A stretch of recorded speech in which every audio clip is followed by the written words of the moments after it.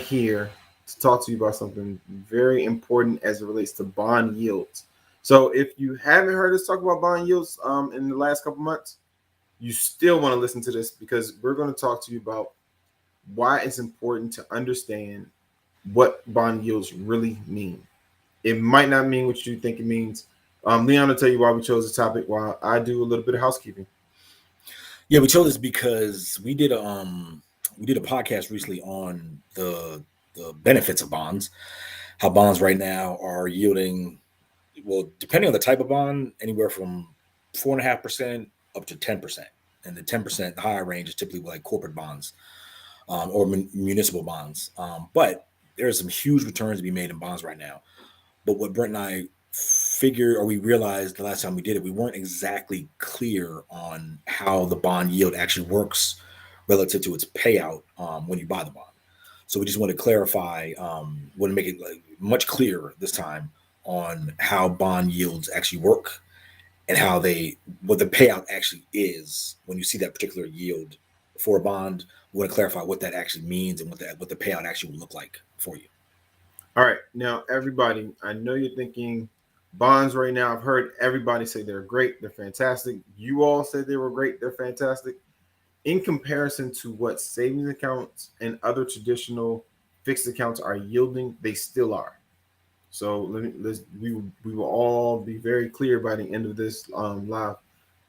It's the other part that we have to talk about, and the other part we're going to dive into. So anybody who's been watching what's been happening with the Fed, Jerome Powell for the last year and a half, it feels like, has been raising interest rates at a pretty consistent breakneck pace. Mm-hmm. With that being said, it hurts the way we borrow because it makes money more expensive. Now, on the government side, and when you start looking at purchasing debt, it makes buying debt more attractive because you can get more money for borrowing or letting the government use your money and being reimbursed in the form of a APY or a yield on your money, which makes you the debtor to the government. And so, on the other side, for the investors, it's more attractive, which is also why the bond market and the stock market tend to have an inverse relationship.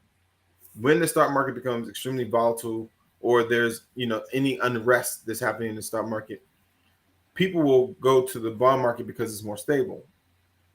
Conversely, if the bond markets are returning very low returns and it's just not worth the risk reward is high, isn't high enough, they'll leave the bond market because the risk reward isn't high enough, and they'll go back to the stock market because they have a chance to get a much higher rate of return. Therefore, they're willing to endure the volatility of the market. That's the way the relationship. No, it's a lot more complicated than that, but that's the basis of it. Now, what does that mean in a high interest rate environment? In a high interest rate environment, you normally see people leaving the stock market because they can go get 4-3% with little to no risk, especially if they're buying government-backed securities, which will be the treasury bills, treasury notes, treasury bonds. These are things that we covered in our last live. If you want to hear more about that, you can go check us out on YouTube. Just search Investing Education Academy on YouTube, and you will find us. Um, Now, when you have unsecured debt, like what's called a junk bonds are normally just bonds issued by corporations, and they're called junk bonds because originally nobody wanted them. Right? If you go historically back into Wall Street, they actually stood on the ground outside of Wall Street, auctioning off these bonds from corporations because they were considered junk and nobody wanted them. And I'm not sure if that's exactly where the name came from, so I'm not saying that, but they were treated in such a fashion. So reason I bring that up is normally junk bonds or corporate bonds pay higher yields than government-backed securities because there's higher risk.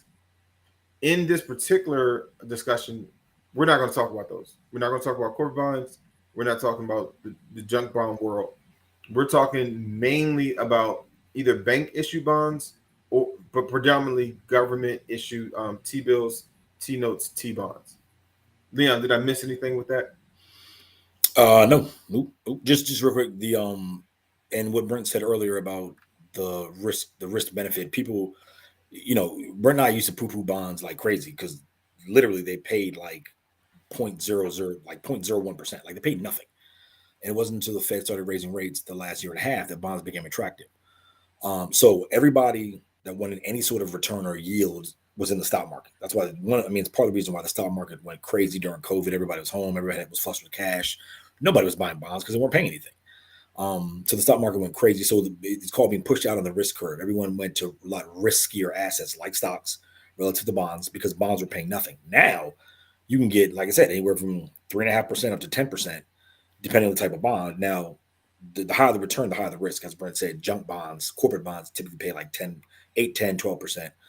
But the debt issued or the bonds issued by the federal government pay anywhere from 3.5 to like 5%. But it's essentially risk free, right? So it's you can put your money there and go to bed at night, not really worry about it. So I just want to make that distinction between the stock market being crazy risky, why people were in that big time the last couple of years, and then now while we've seen the market, even the market's done well this year, it was terrible last year. But the thought is going forward, we won't see the type of returns we saw over the last 10 years because rates are now higher and there is competition for the stock market. So with the stock market, I think it's crazy. Since the beginning of time, beginning of the market, stock market averaged 10% returns. But over the last, from 2010 to 2021, the average return for the stock market was 15%. And a lot of people say that is because rates went to zero during the great financial crisis and everybody just plowed to the market. Well, now that rates are higher and people can put their money in places a little safer, like treasury bonds issued by the federal government, we may not see as big returns. But that's speculation. We'll see. Yep. And what we're going to do is we're going to pull up some of these returns or APYs, annual percentage yields on bonds, so you can have an idea of what we're talking about while we're discussing it. Let me see. Let's do a share and. Yep, and like we said earlier, the main reason is we're kind of rehashing this point that we touched on a couple of weeks ago is because we want to make clear what that yield that you see, like right there that says 5.297% on a 3-month bond. We want to make clear what that means and what return you would actually get in that 3 months. Yep. So essentially, when Leon and I, when we first looked at this, we knew how bonds work, but we didn't fully explain how you should read this. And that's why we're doing this live today. So if you have questions, please post your questions. If you know anybody is in bonds, parents, friends, or people who have been interested in bonds, now is the time to hit the share button and share this with somebody. If you're listening to the podcast later, please share this podcast. You can just click the link to share. The URL should pop up and you can share it via text. Now, why is that important? We're looking at Market Watch, and we pulled up Market Watch to look at the government issued 3-month treasury in the secondary market. The reason we did this, for those of you all who don't know, on Treasury Direct, which is the place where you directly buy treasuries from the government, if you were to pull up a government issued security, really the T-bills in particular, it does not show you how much the T-bills are going to return because you're buying it what's called a discount.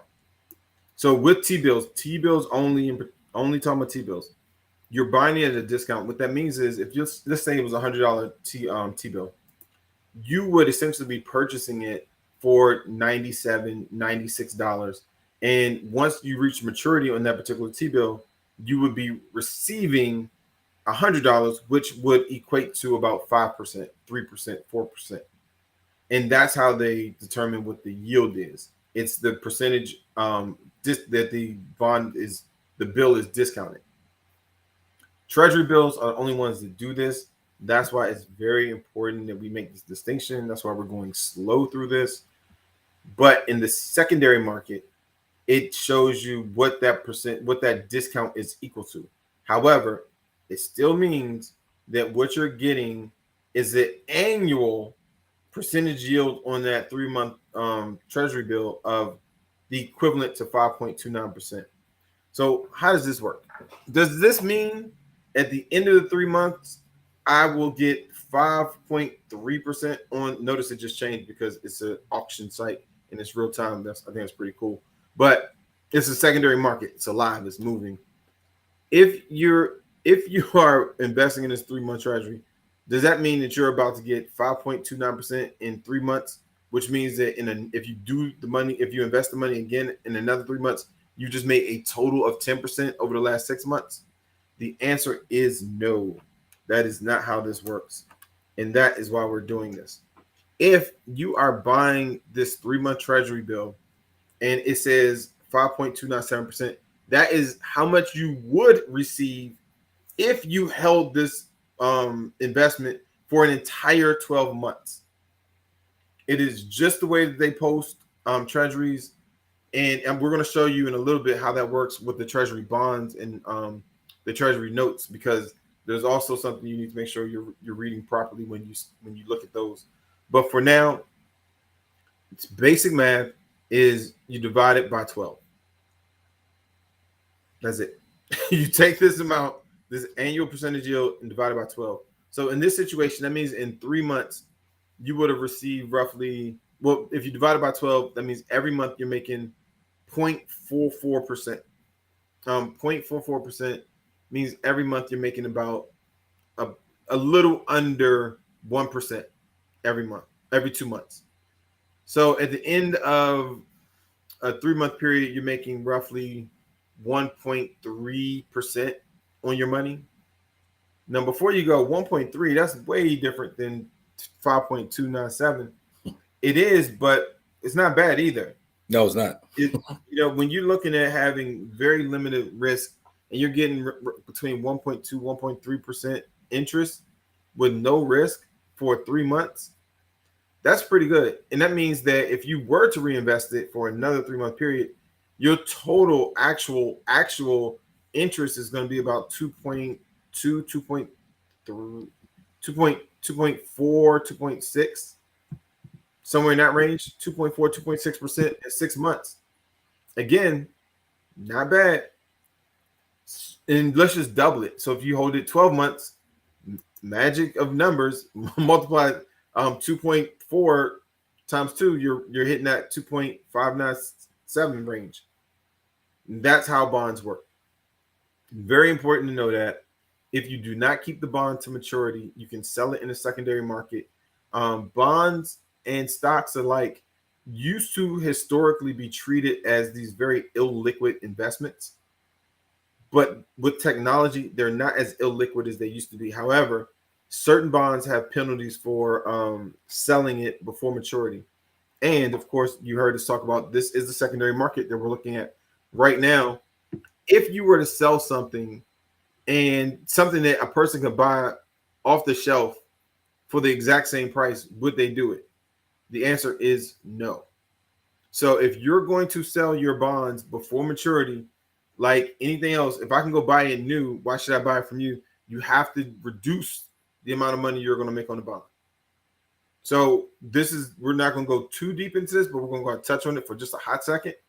So if you owned this treasury bill, yes, the annual APY as it was issued from the government is 5.927%.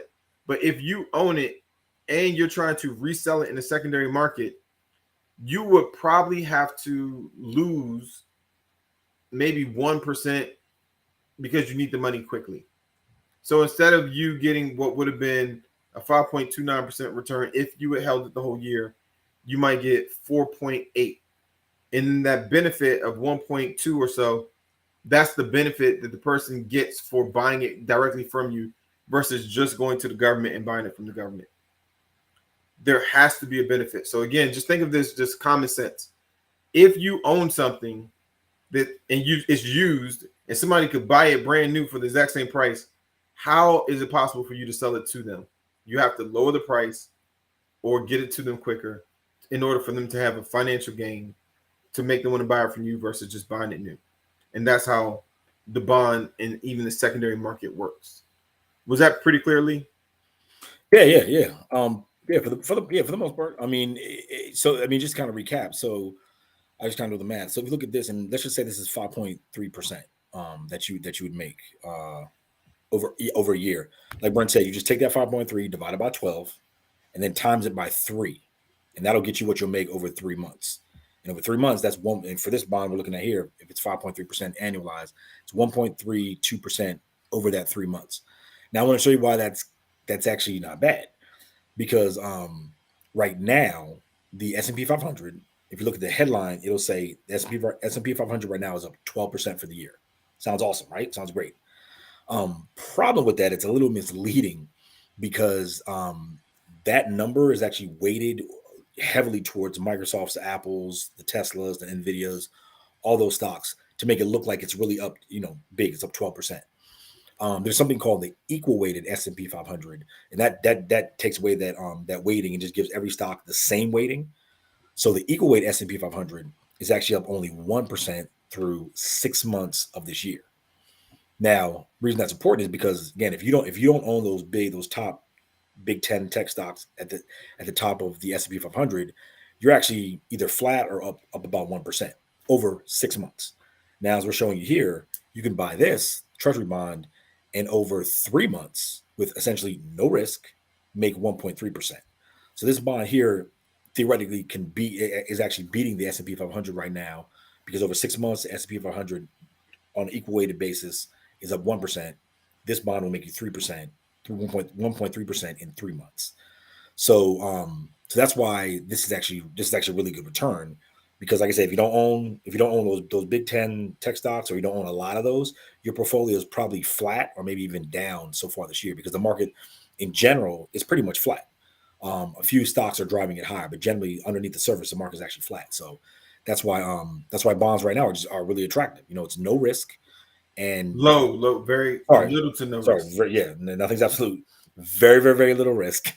But as kind of what I just explained, this bond right now is actually beating the S&P 500 for the year. Again, if you're not big into those big tech stocks, so that's why bonds are great investments right now. And just another thing, real quick, is the Fed last week did not raise rates, so they held pat, they paused. But Jerome Powell today was on Capitol Hill saying basically the whole committee sees them raising rates more into this year. Inflation has to get down to 2%. It's only at like 4 point something percent. A lot of work has to be done. So these bond yields are going to be going higher probably over the rest of the year. Not, I don't think much higher. But you'll be able to get 5, maybe 6% in treasuries, and then a lot higher on corporate bonds. So bonds are something to definitely look at. Low risk with returns right now that are kind of equally in the stock market. And for those of you all who are thinking, well, I don't understand S&P 500 national averages, or, I have a bank account and I buy CDs and bonds. And that's a huge population of people. I mean, some of you are watching this right now. You watch this because you're curious about the stock market, but you never dove into the stock market, and you still have your money in a savings account. So when you look at the national average, and I just Googled this, so I'm looking at the screen right now. The national savings account average in the United States is 0.42% APY. That's the annual percentage yield. That's actually higher than what I've ever known it to be. Say that. Did I say that again? Yeah, it said the national savings average is 4.2% APY. Yeah. Because since COVID, it went from zero. With the interest rates going up.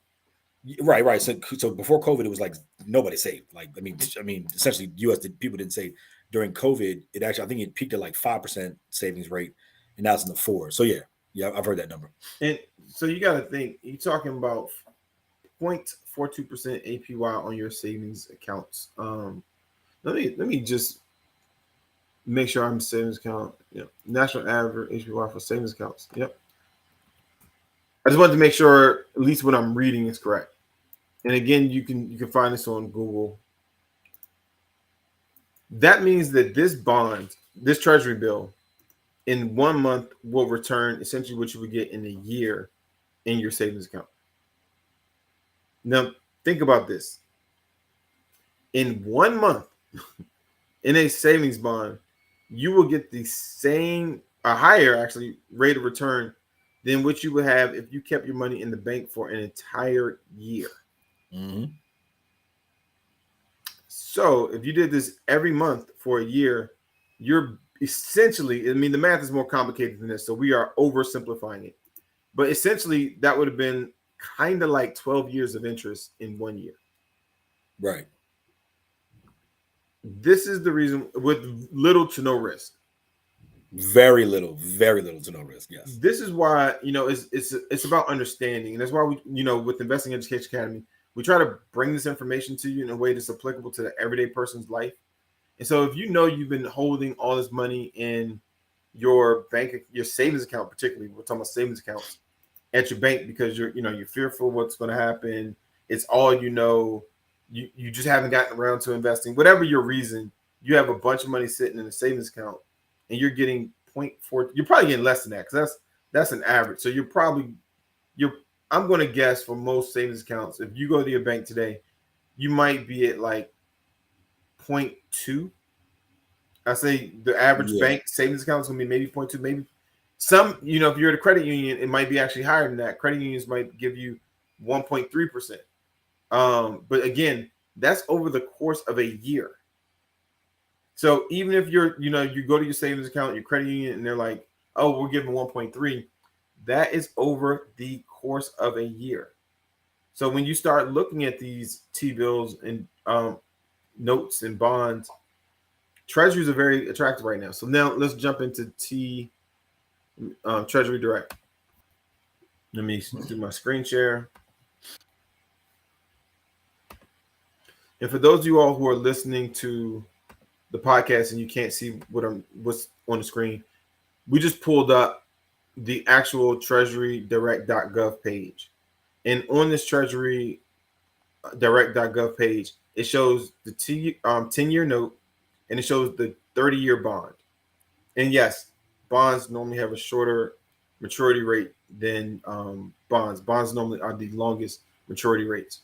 And you often hear people confuse this and they call everything a bond. That's not accurate. It's treasury bills, treasury notes, and then treasury bonds. Treasury bills have the shortest duration. Treasury notes, the second middle duration, and treasury bonds have the longest duration, which means you hold it for the longest period of time. If you notice, treasury bills are paying a higher annual percentage return yield on their investments than the treasury notes or the treasury bonds. On the screen, it says the 10-year note is paying 3.375% annual percentage yield. The 30-year bond is paying 3.625% for per annual percentage rate per year yield, annual percentage yield. Sorry. Why does that matter? And why is that? If you notice what Leon said, that the Treasury is still making raises in interest rates, although it's believed that the Treasury at some point early next year is going to slow or stop raising interest rates. When that occurs, you're going to see Treasury bills kind of level out. They're not going to continue jumping up in the annual percentage yields that you see happening right now.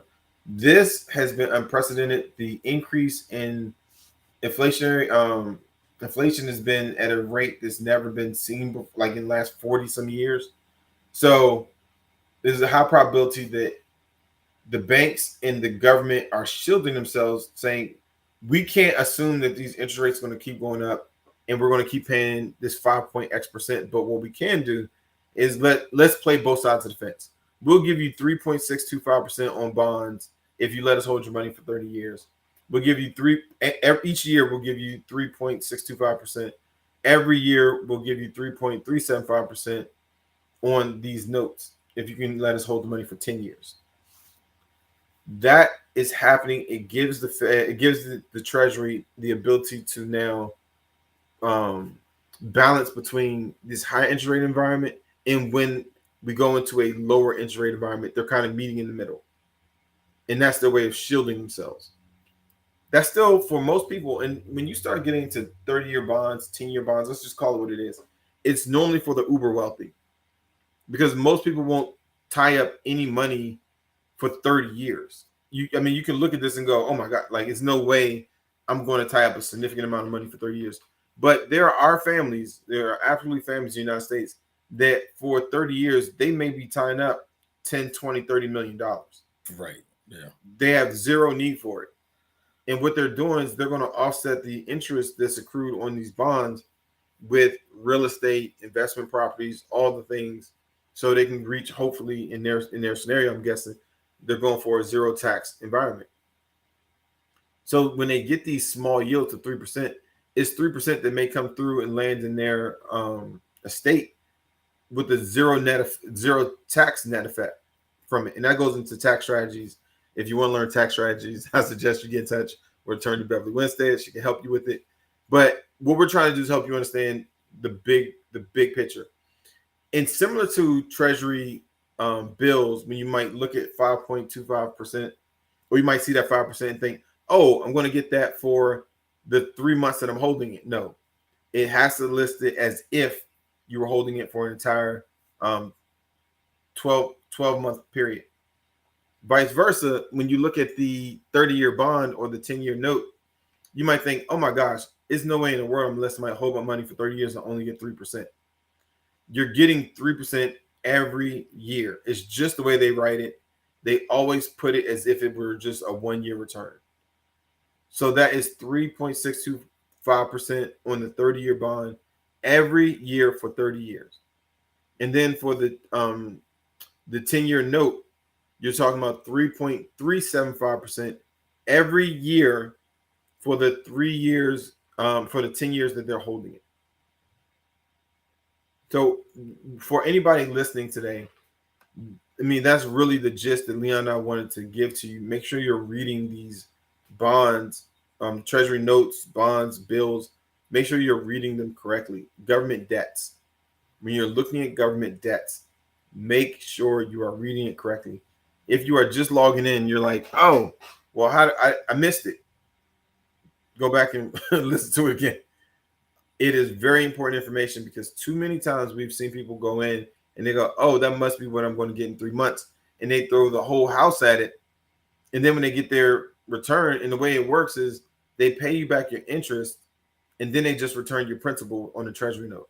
They all work that way. They pay you interest out, and then they just return the principal at the end. When you get the principal back, or you get the interest payout, we don't want you all to go, this isn't 5%. What happened? The government took advantage of me. No, it is your responsibility as a consumer to educate yourself before making any type of investment. Leon and I say this all the time. Don't just trust some guru who you believe, or person you believe to be a guru, because they have a TikTok channel. It's a high probability they don't know how things work, but they know other people know even less. Do your research. Let this live actually serve as a catalyst to make you want to do more homework on your own. And if you want to get involved in the Investing Education Academy, so you can have conversations like this on a regular basis, you can go to IEAmembers.com, become a member today. And these are the things we're discussing on a regular basis. Yep. You should go ahead. Well, I was saying, and just to recap, this kind of this whole topic. No, anytime you see a quoted yield on a bond, that's an annualized quote. That's one. Two, if the bond you're looking at is less than a year, you have to divide that annualized yield by 12, and then multiply by the number of months that you're holding. So if it's a 4-year bond, or say a 5-year bond, take that annual percentage rate, divide it by 12, and then times 5, and that's actually how much money what your actual return. But Leon, you said a 5-year, and then you said divide by 12. You wouldn't have to divide 5 years by 12. Sorry, yeah. 5 months. Sorry, man. Good catch. 5 months. If it's a 5-month bond, yeah. So it's as Brent said, it's gonna show you an annualized rate. Divide that rate by 12, and then multiply it by 5 for a 5-month bond, and that's what your actual return is. You're not going to get that. Let's say it's showing 6%. You're not going to get that 6%. You're going to get 6% divided by 12 times 5, and that'll come up to whatever a lot smaller percentage than that 6%. But again, that whatever that percentage is, it's essentially guaranteed because it's backed by the federal government.